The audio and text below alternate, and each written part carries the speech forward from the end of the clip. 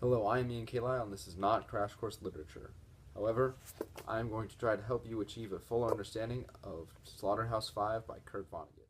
Before we can hope to understand all the literary stuff, symbols, and whatnot in Slaughterhouse Five, it is important that we have a basic idea of the plot. The protagonist of the story is Billy Pilgrim, but instead of going on a long, linear journey to a holy place, he follows a non-chronological, non-linear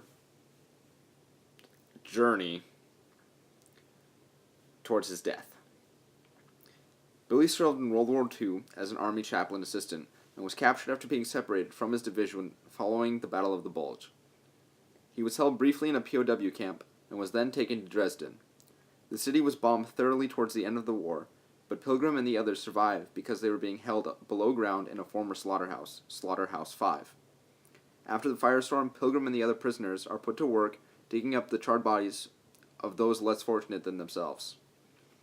After the war, Billy has trouble returning to civilian life, spends some time in a mental institute, gets married, then works as an optometrist. Then Pilgrim has a breakdown while listening to a barbershop quartet at his 18th wedding anniversary party, whose expressions remind him of his guards at Dresden. He becomes convinced that an alien race, Tralfamadorians, abducted him, and his delusion increases until he publicly announces the Tralfamadorian ideas of time and space. Now, Pilgrim's narrative is a bit off in left field. Vonnegut uses this nonlinear manner to perfectly chronicle the breaking down of Pilgrim's mind from the traumas of war. But it is Billy's delusion that is helping him to cope with that trauma up until his death. We can see Billy's delusion as a way of clearing out his mind of the trauma he experienced during the war. In fact, the aliens he thinks he's been abducted by, the Tralfamadorians, look like anthropomorphized, giant, green, eye, hand cyclops things that you might use to clean out a toilet. There are a lot of similarities between what happened to Billy on the Tralfamadorian planet and what happened to him when he was a POW during the war. When the Nazis took Billy and made him strip, they made him feel like less of a man. They humiliated him. But when the Tralfamadorians make Billy strip when they take him to the zoo, Vonnegut writes that they supposed that he was a splendid specimen. This had a pleasant effect on Billy, who began to enjoy his body for the first time. So we can see that is his mind trying to cope with what happened to him under the Nazis on page 144. To that same extent, when the Nazis took Billy, they gave him a woman's jacket, thus depriving him of his masculinity. But on page 168, we are told that he had a tremendous wang. Incidentally, you never know who will get one.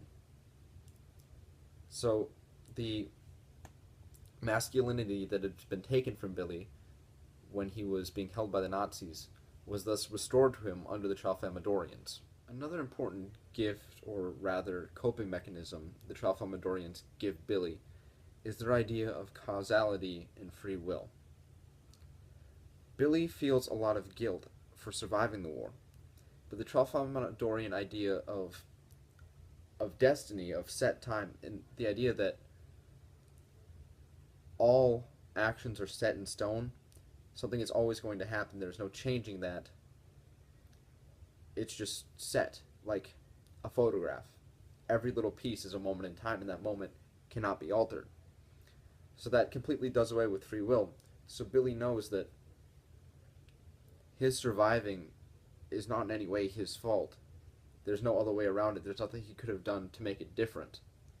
And in that way, the Tralfamadorians can do away with Billy's guilt and his trauma and his PTSD to an extent. With that kiddie pool level of deepness achieved, we can turn to Thomas C. Foster's How to Read Literature Like a Professor for an even fuller understanding of the novel.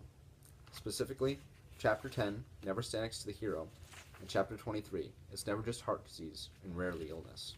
Chapter 10, Never Stand Next to the Hero, is important because Billy, our hero, makes it to the end of the story, but many others along the way aren't so lucky.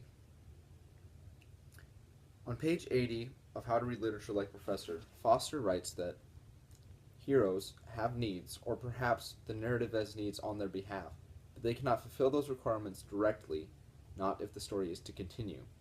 Hey, guess what? That's what friends are for. Now, in this case, it is the death of Valencia that is important to Billy's progression. Valencia is Billy's wife, and when she dies, it's a sort of kick in the pants to his delusion. But there's also another reason for death. The deaths of Ronald Weary, the two scouts, Edgar Derby, other soldiers during the war, is partly to get Billy towards his delusion, but it's also to show him the trauma of war. But more importantly, Vonnegut may be using them to show us the horrors and the trauma and the importance of death in war. Easily as important as Chapter 10 is Chapter 23, It's Never Just Heart Disease and Rarely Just Illness. In it, Foster gives us 4 principles governing the use of disease in works of literature. 1. Not all diseases are created equal. 2. It should be picturesque. 3. It should be mysterious in origin. And 4. It should have strong symbolic or metaphorical possibilities. These principles starting on page 22. Now, the disease we're talking about in Slaughterhouse Five isn't tuberculosis or cancer or cholera. It's post-traumatic stress disorder.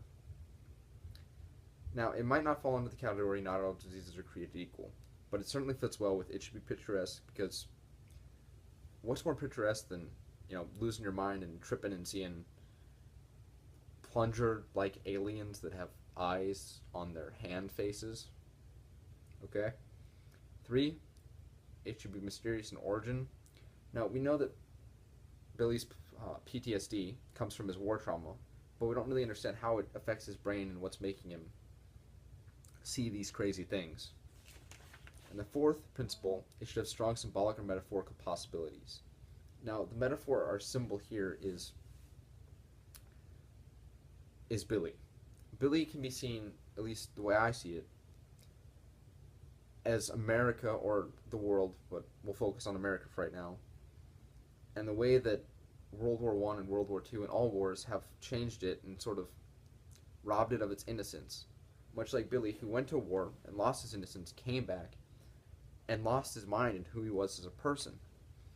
So if we look at the United States prior to World War I and then after World War I, where there was disillusionment with writers like Fitzgerald and Hemingway, who had lost what had been their sense of America, what had been their sense of a person. So in this way, Vonnegut sort of allows us to see this from a remote perspective and on a much smaller scale through Billy Pilgrim. He lets us use his PTSD as wartime disillusionment.